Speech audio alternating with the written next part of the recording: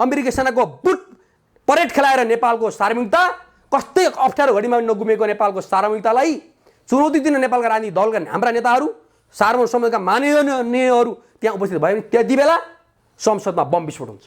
त्यो नेपाली जनताको अधिकार हो। अब जनताले आफै नयाँ मोडालिटी निर्माण गरेर समुदायले आफै नयाँ मोडालिटी निर्माण गरेर आफू सुरक्षित हुँदै आत्मनिर्भर बन्ने आफ्ना पेसा व्यवसाय के छन् त्यो व्यवस्थित ढङ्गले खोलेर जनता आफै जानुपर्छ। यो राज्यलाई अब अवज्ञा गर्नुपर्ने अवस्था आउँछ। त्यसको निम्ति आफूमाथि आएका आरोप प्रत्यारोपलाई डाइभर्ट गर्नको निम्ति नक्सा बोकेर आउने र बहसलाई मन्थर पार्ने अनि यता एमसीसी बोकेर काला पानीमा भारतीय सेना पाउनु र काठमाडौँमा चाहिँ अमेरिकी सेना पाउनु फरक के छ? आदरणीय दर्शकवृन्द, समसामयिक राजनीतिक विषयमा कुराकानी गर्नको लागि आज हामीसँग नेकपाका युवा नेता तथा पछिल्लो पुस्तामा निकै चर्चित राजनीतिक विश्लेषक हुनुहुन्छ आरसी नेउपाने आज हामीसँग हुनुहुन्छ। आउनुहोस् उहाँलाई स्वागत गरौँ। सर, यहाँलाई स्वागत छ। धन्यवाद।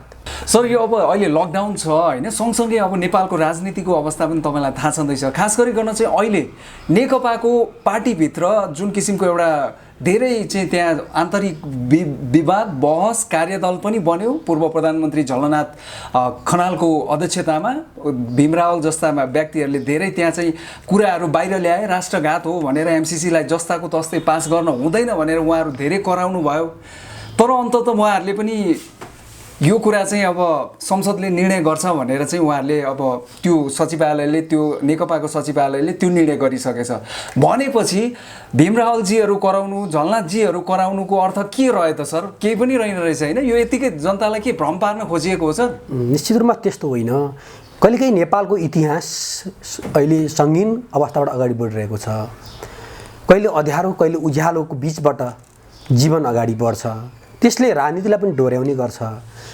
त्यही प्रक्रियामा नेपालको राष्ट्रिय राजनीति पनि अहिले ध्रुवीकरणको प्रक्रियामा निरन्तर रूपमा एकता सङ्घर्ष र रूपान्तरणको प्रक्रियाबाट अविच्छिन्न रूपमा अगाडि बढिरहेको अवस्था हो। यसले विभिन्न खालका राष्ट्रिय एजेन्डाहरू बोक्दै अगाडि जाने सवालमा राष्ट्रियता जनतन्त्र जनजीविका विभिन्न आयामहरूलाई आत्मसात गर्दै अगाडि जानुपर्नेमा कहिलेकाहीँ राजनीतिक पार्टीहरूले सही मार्ग अवलम्बन गरेर गएको इतिहास भेटिन्छ, वर्तमान पनि छ। कहिलेकाहीँ राजनीतिक पार्टीहरू गलत बाटोमा गएको इतिहास र वर्तमान पनि रहेको हुँदा अहिले हाम्रो नेपालको राष्ट्रिय राजनीति कतै गलत बाटोमा दिशा निर्देश हुन गइरहेको त होइन। आम प्रश्न जो छ त्यो प्रश्न यहाँहरूले पनि राख्नु भएको छ। त्यो सवाल एमसीसीको सन्दर्भसँग जोडेर र हो, अहिले नेपालमा कम्युनिस्ट पार्टीको सरकार छ। श्रमजीवी किसान मजदुर वर्गहरूको प्रतिनिधि संस्था सरकार भएको नाताले अन्य दक्षिणपन्थी पार्टीहरूको भन्दा यो कम्युनिस्ट वाम पार्टीहरूको सरकारले राष्ट्रियता जनतन्त्र र जनजीविका मुद्दाहरूलाई ज्वलन्त रूपमा उठाउँछ र जनताको पक्षमा उभिन्छ भन्ने जो इतिहासदेखि परेको छाप थियो र कतै त्यो इतिहासदेखि परेको राष्ट्रियताको छापलाई अहिलेको कम्युनिस्ट पार्टीको नेतृत्वको सरकारले कतै धुमिल बनाउन खोजेको त होइन भन्ने आशंकाहरूको बिचबाट एउटा अँध्यारो चकबन्न अँध्यारो रातमा पनि एउटा मधुर चाँदीको घेरा देखिने अवस्थामा नेपाल अहिले रहेको छ। यो अवस्थामा आइपुग्नुमा एमसीसी लगायतका केही राष्ट्रघाती मुद्दाहरूले गर्दा यस्तो अवस्था सिर्जना हुन पुग्यो। हजुर, अहिले एमसीसी भनेको नेपालको राष्ट्रिय स्वतन्त्रता अखण्डता सार्वभौमिकतामाथि प्रहार गर्नको निम्ति अमेरिकी साम्राज्यवादले सुनियोजित ढङ्गबाट अगाडि सारेको एउटा परियोजना हो। यो 2002बाट यसको आरम्भ भएको थियो अमेरिकामा र विश्वका केही थर्ड वर्ल्डका राष्ट्रहरूलाई जम्मा पारेर अमेरिकाले आफ्नो रणनीतिलाई विस्तार गर्नको निम्ति के गर्न सकिन्छ त भन्दा एमसीसीबाट पनि लान सकिन्छ। उसका थुप्रै परियोजनाहरू छन्, युएसएड लगायतका परियोजनाहरू पनि छन्। त्यसको अलावा पनि अब अलि राजनीतिक ढङ्गबाट अलिक गहिरो ढङ्गबाट अलि आफ्नो साम्राज्यलाई मेन पाराले विस्तार गर्नको निम्ति उसले एमसीसीको अवधारणा अगाडि सार्यो र एमसीसी 2004मा उसले अगाडि सार्यो र त्यसलाई 2004मा अमेरिकी कङ्ग्रेसले पास गरिसकेपछि एमसीसी नाम गरेको मिलेनियम च्यालेन्ज कर्पोरेसन नाम गरेको एउटा परियोजना साम्राज्यवादी परियोजना विश्व जगतमा आयो र त्यो आइसकेपछि उसले थर्ड वर्ल्ड कन्ट्रीहरूमा अलि विकासोन्मुख राष्ट्रहरूमा उसले आफ्नो प्रभाव विस्तार गर्नको निम्ति ती राष्ट्रहरूलाई प्रस्ताव पेश गर्न आह्वान गर्यो र त्यो सिलसिलामा नेपालका राष्ट्रघाती शासक वर्गहरूले त्यो एमसीसीमा नेपाल राष्ट्रलाई पनि सहभागी गराउनको लागि र त्यो एमसीसीमा नेपाललाई सहभागी गराएर एउटा लुटको धन कमाउनको निम्ति उद्यत बने र त्यो प्रक्रियाबाट एमसीसी अगाडि आयो र नेपालमा 2008बाट मैले थोरै पिष्ट नेपाल 2008बाट यसको लबिङ भनिराख्दाखेरि यसमा शेरबहादुर देउवाजीदेखि लिएर डाक्टर बाबुराम भट्टराईसम्म विष्णु पौडेलदेखि लिएर वर्षमान पुनसम्म समेट्दै हो। मैले यहाँ भन्दैछु यो राष्ट्रघाती साम्राज्यवादी एजेन्डालाई नेपालका साम्राज्यवादले पालित पोषित गरेका, साम्राज्यवादले हुर्काएका, नेपाली टोपी लगाएका, दौरा सुरुवाल लगाएका, धोती लगाएका अनुचरहरूलाई उसले आफ्नो एजेन्ट बनायो र ती एजेन्ट मार्फत यो एमसीमा नेपाललाई लानुको लबिङ गरे र लबिङ गरिसकेपछि 2008, 9, 10 हुँदै 2012 मा नेपाललाई यो थ्रेस होल्डमा राखिएको भनेर अमेरिकाले पत्र पठायो। त्यसपछि 2070 सालमा नेपालको पूर्वाधार विकासको निम्ति अध्ययन गर्ने भनेर यही एमसीसँग रिलेटेड भएर एउटा कार्यदल गठन गर्यो। त्यति बेला खिलराज रेग्मी मन्त्री परिषदको अध्यक्ष हुनुहुन्थ्यो र अर्थमन्त्री शङ्कर कोइराला हुनुहुन्थ्यो र उहाँहरूले त्यसलाई अध्ययन गरेर एमसीसी पास गर्नुपर्छ भनेर उहाँहरूले एमसीमा नेपाल जानपर्छ भनेर उहाँहरूले पनि लबिङ गरेर त्यही मोडेलको कार्यपत्र एउटा डकुमेन्ट तयार पार्नुभयो। त्यसपछि 2071 सालमा मिलेनियम च्यालेन्ज कर्पोरेसन एमसीसीले नेपाल छनौट भएको, एमसीसीको लागि नेपाल लायक भएको हामीले छनौट गऱ्यौँ भनेर पत्र पठायो। त्यति बेला रामशरण महत अर्थमन्त्री हुनुहुन्थ्यो र त्यो प्रक्रिया अगाडि बढिसकेपछि 2072 सालमा एमसीसी र नेपाल सरकार बीच यसको सम्भाव्यता अध्ययन गर्नको निम्ति एउटा सम्झौता गरे र त्यसपछि 2073 साल साउन 5 गते केपी ओली प्रधानमन्त्री हुनुहुन्थ्यो, विष्णु पौडेल अर्थमन्त्री हुनुहुन्थ्यो।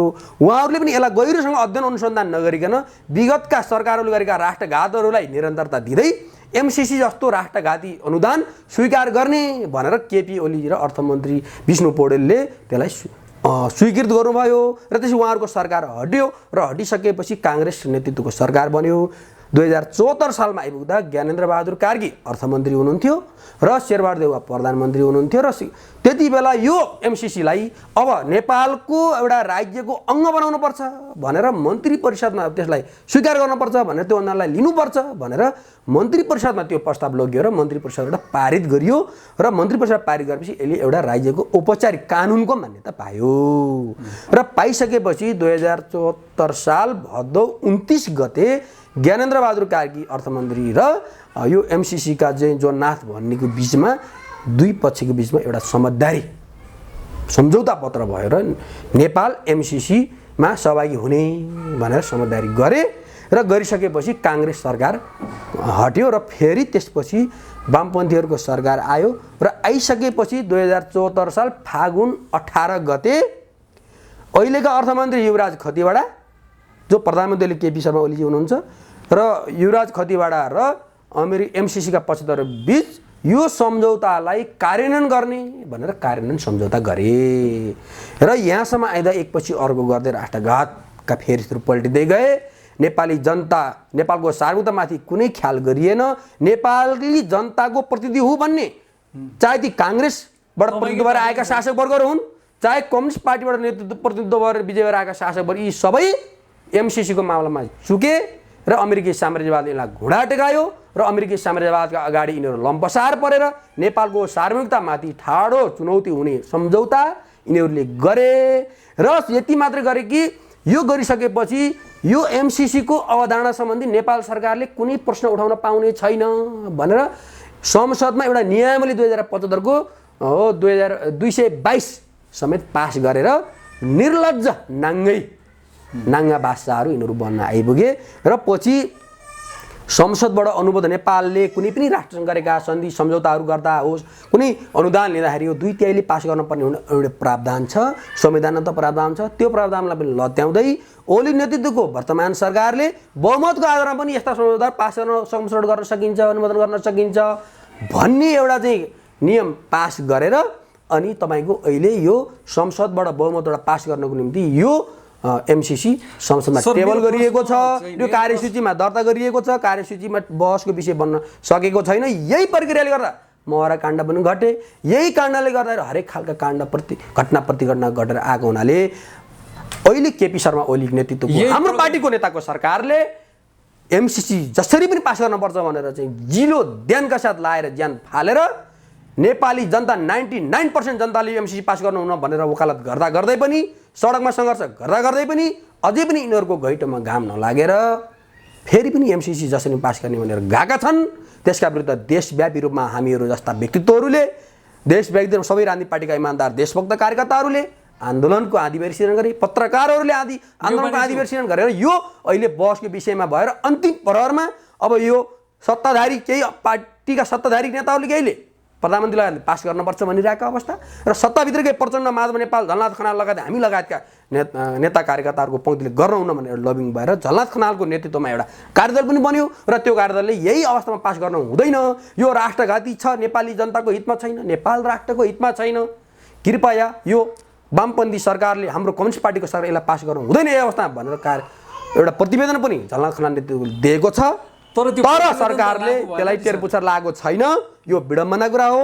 पार्टी सरकारले चलाउने हो कि व्यक्तिले चलाउने हो, प्रश्न अहम बनेर आएको छ। निश्चित रूपमा कम्युनिस्ट पार्टी भनेको, कम्युनिस्ट पार्टीको सरकार भनेको कम्युनिस्ट पार्टीले निर्णय गरेर चलाउने सरकार हो। तर केपी ओलीजी किन उल्टो बाटो हिँड्नु भएको छ? पार्टीको निर्णयहरू, पार्टीका छलफलहरू, पार्टीका बहसहरू, पार्टीको निर्देशनहरू उहाँले मान्नु भएको छैन।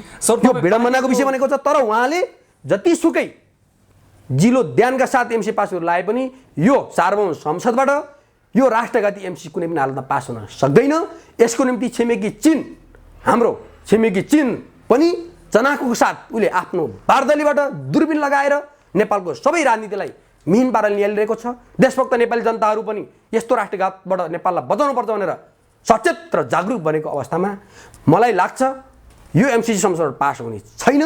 यस अर्थमा यस्ता एमसिसी जस्ता राष्ट्रघाती एजेन्डाको पक्षमा बहकिएर हिँड्ने, फसेर हिँड्ने हाम्रा नेताहरूलाई अझै पनि समय छ। एक रातमा अग्रास पलाउँछ हाम्रो नेपाली उखान चरितार्थ गर्नको निम्ति उहाँहरू डाइभर्ट भएर, रूपान्तरण भएर यो एमसिसीलाई खारेज गरियोस्।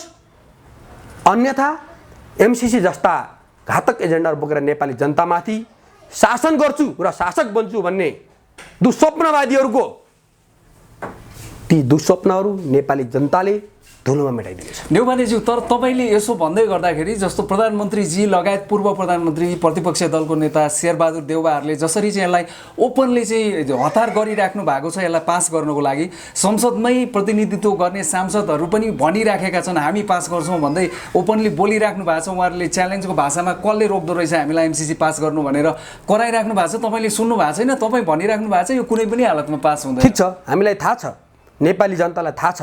देशभक्त राष्ट्रवादी क्रान्तिकारी भीमसेन थापा, विशे नगर्ची, पृथ्वीनारायण शाह, भक्ति थापा, वीर पुर्खा बलभद्र, अमरसिंहहरूका सन्तान नेपाली जनताहरूलाई राम्रोसँग थाहा छ।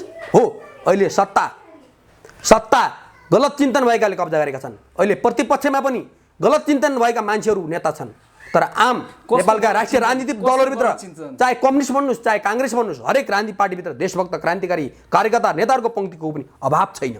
हो, अहिले उपरी संरचनामा पार्टीको शीर्षतामा केही राष्ट्रघाती नेताहरूको वर्चस्व होला। तर सधैँ दिन मात्र हुँदैन, रात पनि हुन्छ। सधैँ रात हुँदैन, दिन पनि हुन्छ। तर नेपाली जनतालाई कमारीको हैसियतमा राख्ने शासक वर्गहरू, चाहे ती प्रतिपक्षी हुन् चाहे ती सत्तापक्षी हुन्, उनीहरूको बेलैमा सद्बुद्धि पलाओस् भनेर म कामना गर्न चाहन्छु। अन्यथा नेपाली जनतालाई पर्जा ठानेर, नेपाल राष्ट्रलाई मौजा ठानेर शासन सत्ता चलाउँछु भन्ने दिवा सपना देखेका चाहे सत्तापक्ष चाहे प्रतिपक्ष नेताहरू हुन्, तिनीहरूको पतन निश्चित छ। नेपाली जनता सचेत र जागरुक छन्। यो राष्ट्रघाती एमसिसी कुनै हालतमा लोभ लालच मोह प्रलोभन परेर पैसामा बिकेर सार्वभौम संसदका माननीय संसदहरूले जनताको भावना विरुद्ध, ती जनप्रतिनिधि भनेर आएका जनप्रतिनिधिहरूले जनताको भावना विरुद्ध आफ्नो मत जाहेर गरेर एमसिसी पास गरे पनि उहाँहरूले याद राख्नुहोला, तपाईँहरू निर्वाचन क्षेत्रमा फर्किन तपाईँहरूलाई गाह्रो पर्नेछ। यस अर्थमा सबै बिग्रेकाको उदाहरण दिएर मात्र हुँदैन, बिग्रेका त पतन भएर जान्छन्, विनाश भएर जान्छन्। तर देशभक्त राजनीतिक कार्यकर्ता सचेत पङ्क्तिको जागरुक बसेको हुनाले हामीले यो दावाका साथ भन्न सक्छौँ यो राष्ट्रघाती एमसिसी यो सार्वभौम संसदबाट पास हुन सक्दैन। जुन दिन बलजफ्ती र लोभ लालच प्रलोभनमा परेर नेपाली जनताको इज्जत मान प्रतिष्ठा र स्वाभिमानमाथि आँच पुर्याउनको निम्ति हाम्रो नेपाल कम्युनिस्ट पार्टी नेकपाको नेतृत्वमा यो एमसिसी पास भयो भने सार्वभौम संसदमा कुनै समय भारतको संसदले स्वतन्त्रता प्राप्तिपछि भारतीय संसदमा ब्रिटिस मतियारहरूको कब्जामा गइसकेपछि त्यति बेला त्यहाँका भगत सिंहहरूले भारतीय संसदमा बम विस्फोट गराएर आजाद चन्द्रशेखरहरू जन्माएको थियो। त्यसै गरी यहाँको चाहिँ राष्ट्रघात गर्ने यो सार्वभौम संसदमा पनि त्यही भारतमा भगत सिंहहरूले विस्फोट गराएको त्यो विस्फोटको प्रतिबिम्बन नहोला भन्न सकिन्छ। सर, यो त उग्रवादी विचार भयो नि। हेर्नुहोस्, उग्रवादी होइन, त्यति बेला भारतमा भगत सिंहहरूले संसदमा बम विस्फोट नगराएको भए चन्द्रशेखरहरू उसले आजादी नदिएको भए, सुभाषचन्द्र बोसहरूले हिन्द आजाद फौज गठन नगरेको भए नयाँ शरणको ब्रिटिस साम्राज्यवादको कठपुतली भारत आज पनि त्यसैको उपनिवेश बनेर रहन्थ्यो। त्यति बेला ती महान योद्धाहरूले ब्रिटिस मोतियाराको एउटा अखडा बनेको संसदमा धावा बोलेर अनि भारतीय सत्ताको एउटा चाहिँ सार्वभौमताको प्रतिनिधि बन्नुपर्छ संसद भन्ने प्रतिबिम्ब पस्कनु निम्ति उनीहरूले त्यो विद्रोह त्यहाँ नगरेका हुन्थ्यो। अनि आज भारतको रूपमा रहन सक्दैन। त्यसैले आज नेपालमा पनि कतै त्यही भारतको संस्करणको पुनरावृत्ति गर्नुपर्ने अवस्था त होइन, आम प्रश्न जागेको छ, आम प्रश्न उठेको छ। त्यस कारणले गर्दा हामीलाई यो विश्वास छ, हामीले हत्या हिंसाको राजनीति गर्न खोजेको होइन, हामीले मैले भन्न खोजेको संसदमा बम विस्फोट गराउँछु भन्न खोजेको होइन। तर परिस्थितिले राष्ट्रले माग गर्यो भने, यो देशले माग गर्यो भने ती राष्ट्रवादीहरूको अखडाहरू हुन्, ती जुनसुकै केन्द्र हुन्, चाहे त्यो सार्वभौम संसद होस्, चाहे पार्टी हेडक्वार्टर हुन्, चाहे जुनसुकै अड्डा होस्, नेपाली जनताको विरुद्ध, नेपाल राष्ट्रको स्वाभिमान विरुद्ध धावा बोल्छ भने ती धावा बोल्नेहरूको प्रतिरोध नेपाली जनतालाई गर्ने, नेपाली युवाहरूलाई गर्ने अधिकार सुनिश्चित हुनेछ। त्यति बेला मात्रै, अझै पनि समय भएको हुनाले अहिले त्यो अवस्थामा पुगिसकेको भन्न म सक्दिनँ। तर सार्वभौम संसदले नेपाल बेच्न खोज्यो भने अमेरिकी सेना ल्याएर नेपालमा राखेर अमेरिकी सेनाको बुट परेड खेलाएर नेपालको सार्वभौमिकता, कस्तै अप्ठ्यारो घडीमा नगुमेको नेपालको सार्वभौमिकतालाई चुनौती दिन नेपालका राजनीतिक दलका हाम्रा नेताहरू, सार्वभौम संसदका माननीयहरू त्यहाँ उपस्थित भयो भने त्यति बेला संसदमा बम विस्फोट हुन्छ। त्यो नेपाली जनताको अधिकार हो, यो राष्ट्रको स्वत्व रक्षाको निम्ति त्यति बेला नेपाली जनताले आत्मनिर्णयको अधिकार गर्नेछन्। र त्यति बेला यो सार्वभौम संसद मात्रै होइन, ती दलालहरूको केन्द्रहरूमा नेपाली जनताले बम वर्षा गर्ने छ। तपाईँकै पार्टीका प्रधानमन्त्री अध्यक्ष प्रधानमन्त्री केपी शर्मा ओलीज्यू को नेतृत्वमा एमसीसी पास हुँदैछ। यहाँले भन्नुभयो एमसीसीका कारण चाहिँ महरा काण्ड घटाइयो, महरालाई विस्थापित गरियो भन्ने कुरा। यही एमसीसी पास गर्नको लागि नै अहिलेका सभामुख अग्निप्रसाद सापकोटाज्यूलाई ल्याएको पनि भनिन्छ नि सर। यो एउटा यसका परिघटनाहरूले राजनीतिको विश्लेषण गर्दै जाँदा यहाँहरूले बुझिसक्नु, आम जनताले बुझिसकेका छन् घटनाहरू कति कस्ता षड्यन्त्रहरू भए र नेपाली जनताको आँखामा छारो हाल्नको निम्ति कस्ता कस्ता चाहिँ परिघटनाहरू निम्त्याइयो भन्ने कुरा आम जनता विज्ञ भएको हुनाले म यसमा दोहोऱ्याउन चाहन्न। चाहे सार्वभौम संसदका सम्मानीय सभामुख अग्निप्रसाद सापकोटा नै किन होस्, चाहे केपी शर्मा ओली नै हुन्, चाहे प्रचण्ड, माधव नेपाल, शेरबहादुर देउवा नै, उहाँहरू अझै पनि संयम भएर नेपाली जनताको भावनाको प्रतिनिधित्व गर्नुहुन्छ। उहाँले भने यो एमसीसी संसदमा दर्ता गरेको एमसीसी यो मन्त्री परिषदले खारेज गर्नको निम्ति निर्णय गरेर फिर्ता ल्याओस्, यो संसदमा टेबल गर्ने विषय नै होइन र यस्तो संसदमा हामी जान सकिन्न, जनताको मत रहेन भनेर प्रधानमन्त्री केपी शर्मा ओलीले यो गर्ने अवसर अझै पनि छ। विश्वास गरौँ, अझै पनि विश्वास गरौँ होला। शक्ति राष्ट्रको सन्तुलन कायम गर्नको निम्ति उहाँलाई कोही कतै कुना अप्ठ्यारो भएको नाताले यी विषयहरूमा उहाँहरू फस्नु भएको छैन। बाहिर आउनुहोस्, नेपाली जनताको घेरा फराकिलो छ, आउनुहोस्। तर नेपाली जनता केही होइनन्, म मात्रै प्रधान हो भन्ने कुराले उहाँ आफूलाई मुखिया र जनतालाई प्रजा ठान्ने हो भने अब यही जमाना गए। प्रधानमन्त्रीलाई अन्तिम अवसर छ, यो अन्तिम राष्ट्रियताको राष्ट्रवादको व्योम पस्कने अन्तिम अवसर प्रधानमन्त्रीजीले, हाम्रो पार्टीका नेताहरूले, प्रतिपक्षहरू पनि, यो सबैको राष्ट्र त सबैको साझा सरकार विषय हो नि, यो एउटा दल विशेषको त होइन, कुनै व्यक्ति विशेषको पनि होइन। म यहाँ तपाईँसँग यी विचार मन्थन पनि मेरो व्यक्तिगत सवालको लागि गरेका त होइन नि। त्यही कारण त समग्र राष्ट्रिय सरकारको बिचमा राष्ट्रिय एकता निर्माण गर्न जरुरी छ। राष्ट्रिय एकता गर्नको निम्ति सबै दल र सबै पक्ष र शक्तिको बिचमा राष्ट्रिय एकता गर्दै राष्ट्रिय एजेन्डा आत्मसात गर्दै अगाडि जाउँ। त्यसो गर्न सकियो भने यस्ता राष्ट्रघाती षड्यन्त्रहरूको जालो तोडेर अगाडि जान सकिन्छ र सार्वभौम समृद्ध नेपाल सुखी नेपाल निर्माण गर्न सकिन्छ। तर यो कार्य गर्न प्रधानमन्त्री जिम्मेवार हुनुपर्छ। नेउपानेज्यू, तपाईँकै भाषामा एमसीसी राष्ट्रघात हो भने कम्युनिस्टहरूको अर्थात् प्रधानमन्त्री केपी शर्मा ओलीज्यू र अहिलेको नेतृत्वलाई यो अर्को दाग लाग्ने भयो नि त। खास गरी महाकाली सन्धिमा जुन राष्ट्रघात भनेर अहिले मान्छेले स्वीकार्न थाले, त्यो दाग फेरि हेर्नुहोस्, हामी कम्युनिस्टहरू भनेका, अनि किन कम्युनिस्टकै पालामा यो राष्ट्र कम्युनिस्टहरू भनेका छलछाम र षड्यन्त्रबाट मुक्त हुनुपर्छ।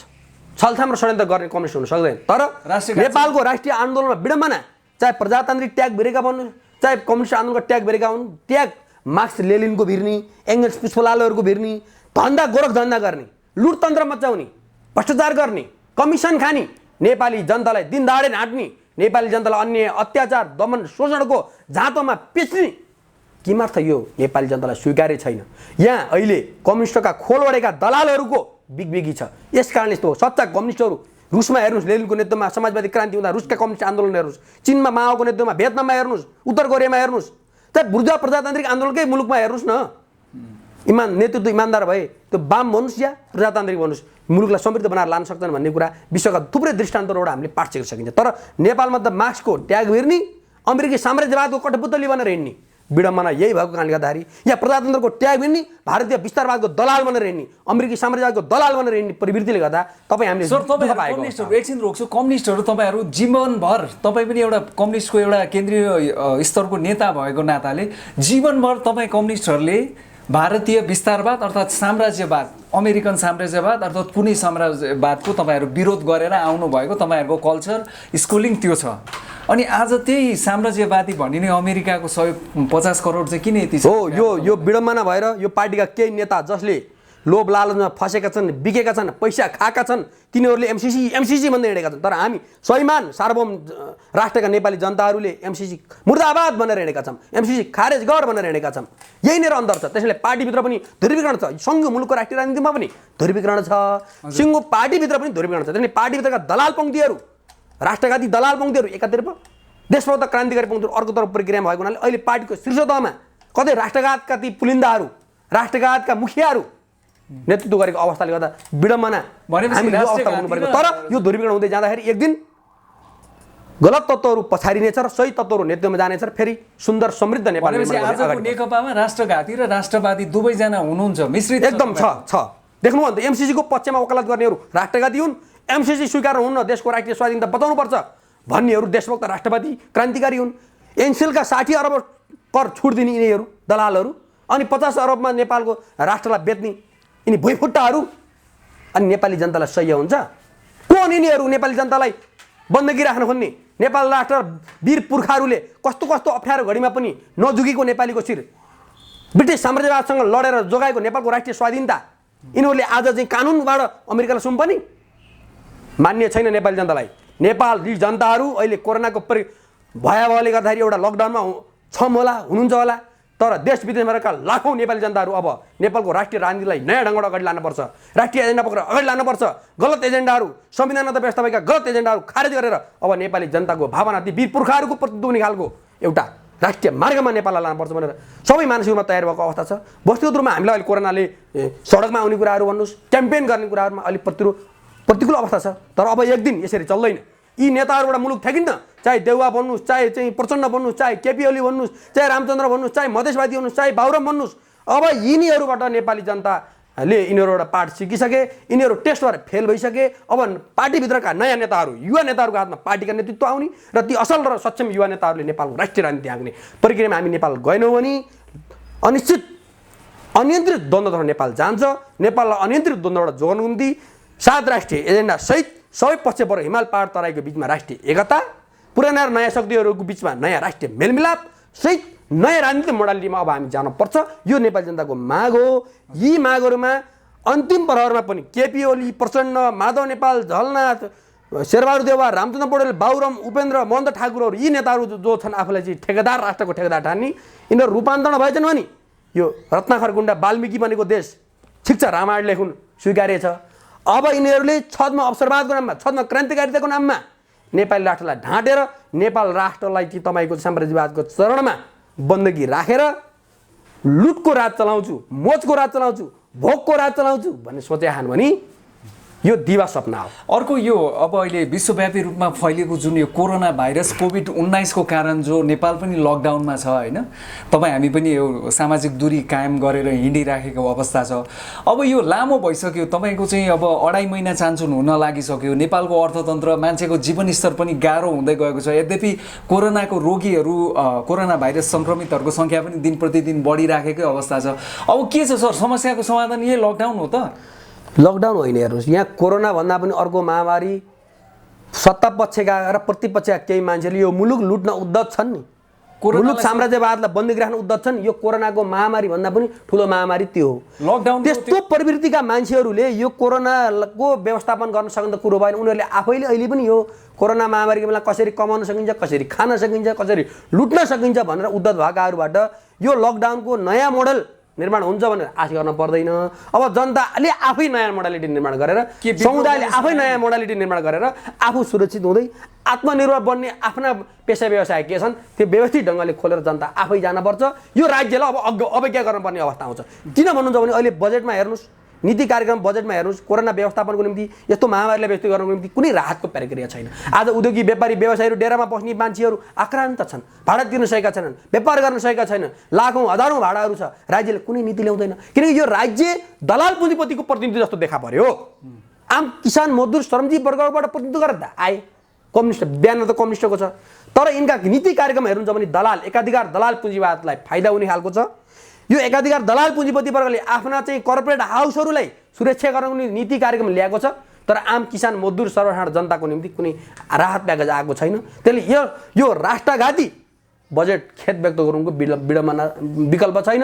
अब हामीले अझै पनि समय छ, यो बजेटलाई सुधारेर अझै संशोधित गर्दै परिशीलित गर्दै जनपक्षीय बजेट बनाएर ल्याउन सक्ने समय अझै पनि छ। म अर्थमन्त्री सरकारका सम्माननीय प्रधानमन्त्री केपी शर्मा ओलीजीलाई म हार्दिक अनुरोध गर्न चाहन्छु, नेपाली जनताको कम्युनिस्ट पार्टीका प्रतिनिधिले चलाएको सरकार एकाधिकार दलाल पुँजीको प्रतिनिधि बनेर हिँड्न सक्दैन। आज सरकारी विद्यालयलाई निजी विद्यालयलाई सुम्पर्ने षड्यन्त्र बजेटमा आउँदैछ।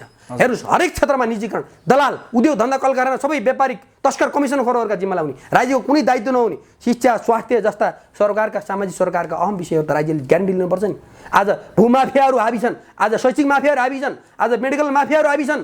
जनताहरू तपाईँ हामीहरू दिन दाडेर हुँदै बस्नु परेको छ। आँसु आउँछन् हामीलाई, रातभरि निद्रा लाग्दैन। यही नेपालको राष्ट्रिय राजनीतिलाई बदल्न सकिन्छ, समाज बदल्न सकिन्छ भनेर राजनीतिमा लागि म जस्ता मान्छेहरू जेल खाँदै हुँदाका पेसा व्यवसाय छोडेर पूर्णकालीन राजनीतिको यात्रामा अविच्छिन्न लाग्यो। तर विडम्बना हाम्रो नेतृत्व कसरी सम्पत्ति कमाउन सकिन्छ, कसरी मोज गर्न सकिन्छ, कसरी भोग गर्न सकिन्छ, यो महेन्द्र पछिका सबै राजा महाराजा हो चाहे प्रधानमन्त्री सबै यस्तै अवस्थामा डुबेर मुलुक टाट पल्टिने अवस्थामा पुगेको हो। यो त सायद ऋषिमुनिहरूले तपस्या गरेको तपोभूमि भएको भएर होला। पशुपतिनाथले चलाएको पनि भन्छन् कतिपय व्यक्तिहरूले, के हो हजुर, नत्र यिनीहरूले मुलुक चलाएर यहाँसम्म चलेको छैन। अब नेपाली जनताको धैर्यताको बाँध टुट्छ। त्यसले यो कोरोना महामारी भन्नुहोस् या अरू महामारीहरू भन्नुहोस्, यो त देखावटीका विषयहरू मात्रै हुन्। यसको व्यवस्थापनमा राज्य जिम्मेवार छैन, अझै जिम्मेवार बनेर अगाडि आओस्, अझै पनि समय छ। नीति योजना बनाएर कार्यक्रम बनाउनु पर्छ। त मनोरञ्जन जस्तो भएको छ। अब चाहिँ जनताले त्यसले गर्दा यो राज्यको यो कार्यशैली ठिक छ, सुधार जरुर छ। राज्यले सुधारेर नयाँ मोडालिटी यो लकडाउनको बारेमा ल्याएन भने जनताले आफै मोडालिटी निर्माण गर्नुपर्छ।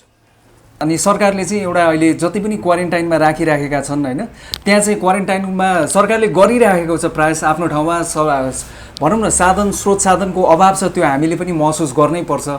जुन हालत छ अहिले क्वारेन्टाइनमा, जसरी मान्छेहरू त्यहाँ चाहिँ मृत्यु पनि भएको अवस्था छ। अब सरकारले चाहिँ विदेशमा अलपत्र परेका नेपालीहरूलाई पनि फिर्ता ल्याउँदैछ, उहाँहरूलाई पनि क्वारेन्टाइनमा राख्नुपर्ने अवस्था भनेपछि त्यो लाखौँको सङ्ख्या उहाँहरूले आकलन गर्नुभएको छ भनेपछि कस्तो अवस्था सिर्जना होला जस्तो लाग्छ तपाईँलाई? स्वाभाविक हो, यो विश्वव्यापी रूपमा संसारलाई अहिले महामारीको प्रकोपबाट प्रताडित छ। यो प्रताडितलाई आफ्ना मौलिकतामा आफ्ना वस्तुगत विशेषताका आधारमा यसलाई व्यवस्थापनका मोडालिटी निर्माण गर्नुपर्ने हो। हाम्रोमा त अभ्यास पुगेन कि हाम्रा नेताहरू जिम्मेवारी भएनन् कि जिम्मेवारी हुने जज यहाँ त विज्ञहरूको टिम पनि ठुलो छ नि, युवा पङ्क्ति विज्ञहरूको टिम व्यवस्थापकहरूको ठुलो पङ्क्ति छ। त्यसलाई ल्याएर सरसल्लाह गरेर कसरी जान सकिन्छ भने उसले सल्लाह नै गर्दैन। वरिपरि कहाँ खान पाइन्छ भन्ने खालको चाहिँ टिम मात्रै छ। प्रधानमन्त्रीको वरिपरि मन्त्रीका वरिपरि प्रायः जसो एउटा गृहमन्त्री असल हुनुहुन्छ, उहाँले गर्न खोज्नु भएको छ।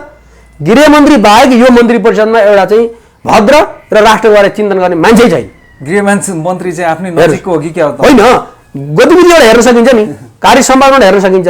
नत्र भने जिम्मेवार भएर जवाबदेही भएर जाने हो भने यहाँ विज्ञहरूको टिम छ, योग्यता भएका मान्छेहरू छन्, सबैलाई सल्लाह गरेर जाने हो भने यो हेर्नु व्यवस्थापन गर्न घरलाई पनि क्वारेन्टाइन बनाउन सकिन्छ, त्यो व्यवस्थापन ल्याउन सकिन्छ। घर घरमा रासन पानी व्यवस्थापन, यो सेनाहरूको के काम छ, प्रहरीको के काम छ? घर घरमा रासन पानी लगेर नेपाली जनतालाई घरमै व्यवस्थापन गर्न सकिन्छ। बजार खोल्ने कुराहरूमा पनि एउटा निश्चित समय र मापदण्ड निर्माण गरेर त्यसलाई चाहिँ एउटा सेक्युरिटीको भित्र एउटा प्रक्रियाबाट लान सकिन्छ। आज व्यापारीहरू हेर्नुहोस् दामासे हुने स्थिति आइपुग्नु भएको छ, डोरी बोकेर हिँड्नु भएको छ आत्महत्याको निम्ति। अब हामी बर्बाद भइयो भनेर सारा मान्छे त्यस्तै छ नि। व्यवस्थापन गर्ने राज्यले सकेन के सकेन। हगिसकेपछि दैलो देख्ने प्रवृत्ति यो सरकारका नेताहरूको मन्त्रीहरूको प्रधानमन्त्रीको भावनाले यो समस्या आएको। यो व्यवस्थापन सजिलै सकिन्छ। नेपालमा हिमाल पहाड तराईलाई 2-3 भूगोलमा एउटा व्यवस्थित ढङ्गले होइन प्रदेशमा लगेर चाहिँ नयाँ ढङ्गले लान नसकिने होइन। तर फेरि यो महामारीलाई हेलचक्राइ गरेर जाने अवस्था पनि छैन। हामी स्वास्थ्य नै सबभन्दा ठुलो कुरो, बाँचेपछि संसार देख्न पाइन्छ, बाँच्नुपर्छ। त्यतिकै चाहिँ लापरवाही गरेर चाहिँ बिरामी भएर कोरोनाबाट प्रताडित भएर मृत्युवरण गर्नु राम्रो होइन। हामी यसबाट जोगिनै पर्छ। यसको निम्ति लकडाउन खुकुलो गराउनुपर्छ भन्ने नाममा फेरि त्यो महामारी सामुदायिकरण गर्ने महामारीलाई त्यो गर्नु हुँदैन।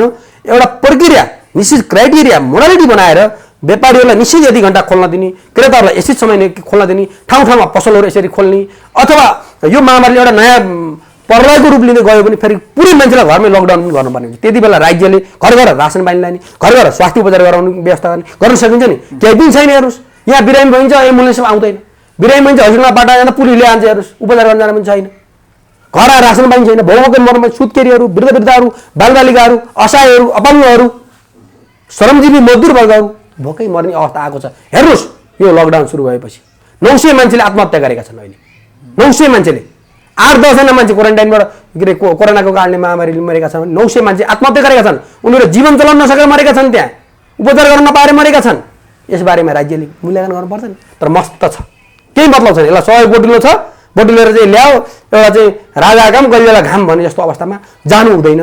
सम्मानीय प्रधानमन्त्रीजीलाई पनि म हार्दिक अनुरोध गर्छु, मन्त्रीज्यूहरूलाई, राजनीतिक दल, सत्ता प्रतिपक्ष सबै राजनीतिक दलहरू एकताबद्ध भएर राष्ट्रिय एकता निर्माण गरेर अब अगाडि जानुपर्छ।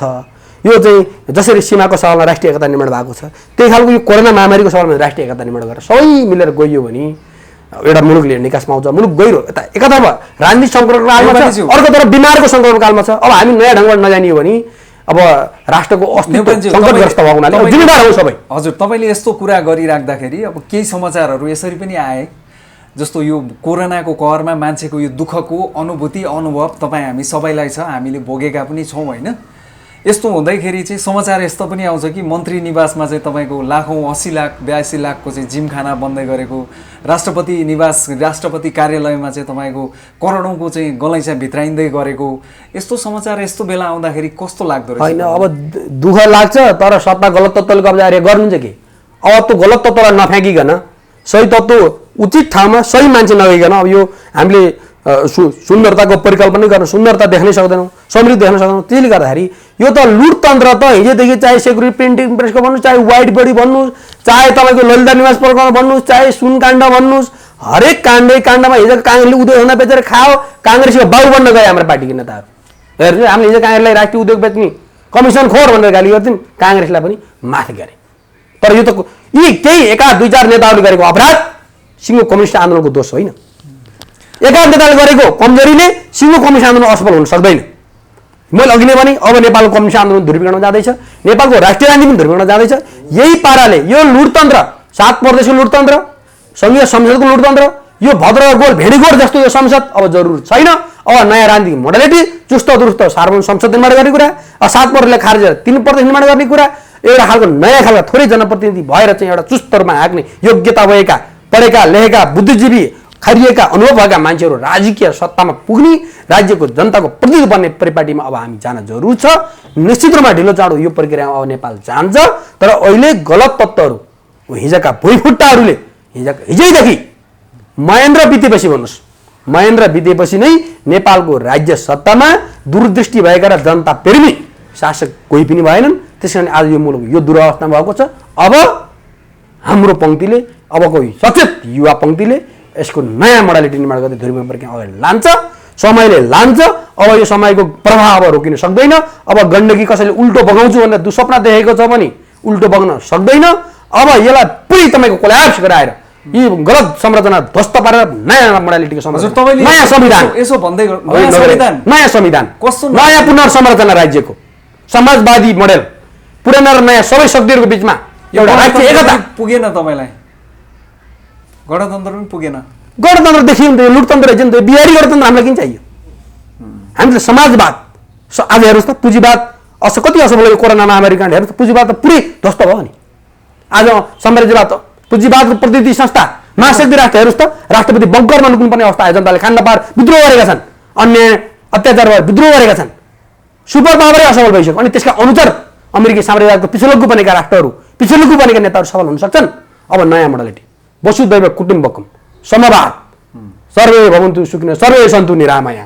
तपाईँले यसो भन्दै गर्दाखेरि अहिले केपी शर्मा ओलीज्यूको नेतृत्व, तपाईँकै पार्टीको अध्यक्ष पनि हुनुहुन्छ, उहाँको सरकार फेल भयो भन्ने तपाईँको भनाइबाट पुष्टि भइसकेको छ। यो व्यवस्था नै फेल भयो, कहिलेसम्म जाला भन्ने खालको कुरो। हेर्नुहोस्, यो राष्ट्रियतै धर्ममा बसेकोस्। 1 करोड इन्डियनहरूले नागरिकता पाएका छन् गणतन्त्र आएपछि। 40 लाख होइन, 46 सालपछि 1 करोड 60 लाखले त 63 सालमा पाएका हुन्। अनि नागरिकता अधिग्रहण एकदम उच्च भएर गयो कि यसैको निम्ति हामीले गणतन्त्र ल्याएको। गणतन्त्रले त जुन देशको राष्ट्रियता गणतन्त्रले बचाउँदैन नि, त्यो गणतन्त्र के काम? अतहरूलाई फालेर समाजवादी जानुपर्ने हुन्छ हामी त हेर्नुहोस् समाजवादी मोडेलमा कम्युनिस्ट शासन अनि म कम्युनिस्ट पनि भन्दिनँ समाजवादी समवादी मोडल वेदले वैदिक एउटा चाहिँ वैदिक साम्यवाद थियो नि हिजो त्यस्तै अब अहिले संवाद सबैको निजीकरणको अन्त्य शिक्षा स्वास्थ्य सबै राज्यको दायित्व पनि आवास पनि सबै राज्यले दायित्व जिम्मा लिने होइन कृषि क्रान्ति एउटा सबैलाई न्याय हुने संवादी कोही होचो कोही उचो नहुने कोही उपल्लो जात कहिले तल्लो जात नहुने समवादी समाज निर्माण गर्नको निम्ति अब नयाँ राजनीतिक मोडालिटी समयले माग गर्यो यो राष्ट्रियता नै सङ्कटमा पार्ने राष्ट्रिय सार्वभौम सत्तालाई नै साम्राज्यवादको बन्दकी बनाउने गणतन्त्र अब नेपाली जनतालाई चाहिएको छैन अब समाजवादी व्यवस्था हजुर केपी शर्मा ओलीज्यू जो चाहिँ अहिले मुलुकको सर्वोच्च कार्यकारी हुनुहुन्छ होइन म तपाईँबाट एक सेन्टेन्स एक वाक्यमा उत्तर चाहन्छु उहाँलाई चाहिँ के स्टेप डाउन गर्नको लागि भन्दै हुनुहुन्छ तपाईँ त्यसो होइन प्रधानमन्त्री केपी शर्मा ओलीजीको सपोर्टमा अघिल्लो पटक नाकाबन्दीको बेला जुन अडान लिनुभएको थियो चीनसँग यातायात पारमान समझौता गर्ने सबैलाई जुन अडान लिएर गर्नुभयो त्यति बेला हामीले दर्जनौँ आर्टिकलहरू लेखेर दर्जनौँ अन्तर्वार्ता दिएर हामीले राष्ट्रिय क्याम्पेन अन्तर्राष्ट्रिय क्याम्पेन गरेका मान्छे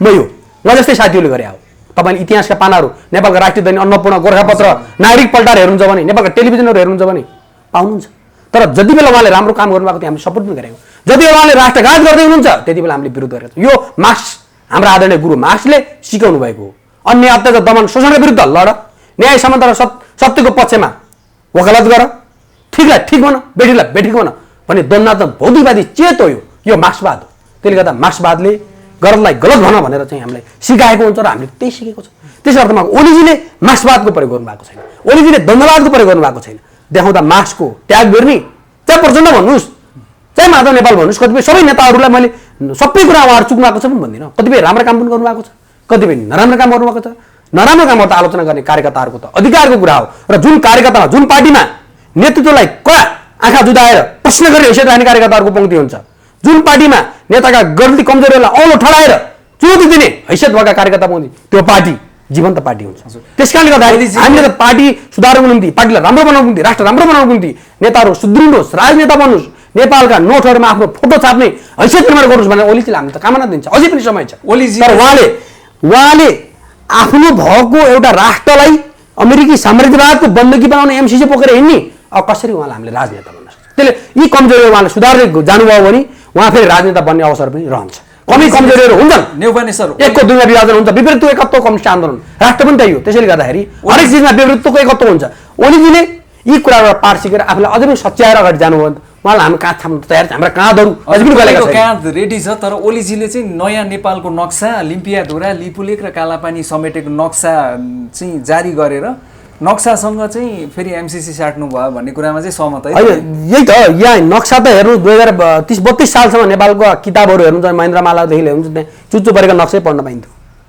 र पछि सूर्यबहादुर थापा भारतीय दलाल बनिसकेपछि उहाँ बितेर गइसकेका छन् राप्रपाका नेता सूर्यबहादुर थापा पञ्चायतमा पटक पटक तिनैको गद्दारी हो यो नक्सा उनले भारतसँग सम्झौता गरेर पैसा खाएर हो अथवा नखाएर हो अथवा सधैँभरि सत्तामा बस्ने प्रलोभन पाएर हो वा के हो सूर्यबहादुर थापाको पालामा नेपालको चुच्चो परेको नक्सा गुमेको छ त्यसैले गर्दाखेरि यो कुरामा जसले गल्ती गरेको उसैलाई भन्नुपर्छ र त्यो कमजोरीलाई सच्याउने सवालमा ओलीजीले अहिले आएर सच्याउने जुन प्रयत्न गर्नु त्यो सकारात्मक कदम हो तर यो त पहिले गर्नु पर्थ्यो तर भारतीय मिडियाहरूले के भनिरहेका छन् भने हाम्रा नेपालका नेताहरूलाई हामीले पालेका हौँ हामीले उनीहरूले खाए पैसा बुझाएका छौँ उनीहरूले खाएका रकमहरू अब हामी सार्वजनिक गर्दैछौँ भन्ने उनीहरूले भनिरहेको अवस्था छ त्यसले त्यस्तो अवस्था हामीले देख्न र सुन्न नपरोस् प्रधानमन्त्री केपी ओलीजी साँच्चै इमानदार देशभक्त हो भने पहिला एमसीसी खारेज गर्नुहोस् संसदमा फिर्ता लिनुहोस् मन्त्री परिषदले निर्णय गरेर अब यो हाम्रो नेपालको राष्ट्रिय हितमा छैन नेपाली जनताको भावना विपरीत भएको हुनाले यसलाई अगाडि बढ्न सकिन्न भनेर त्यो मन्त्री परिषदको निर्णय गरेर संसदमा दर्ता भएको त्यो एमसीसी खारेज गरियोस् र अब यो जुन अगाडि बढाउनु त्यसमा हाम्रो स्वागत दिएको सबै दल शक्तिको समर्थन छ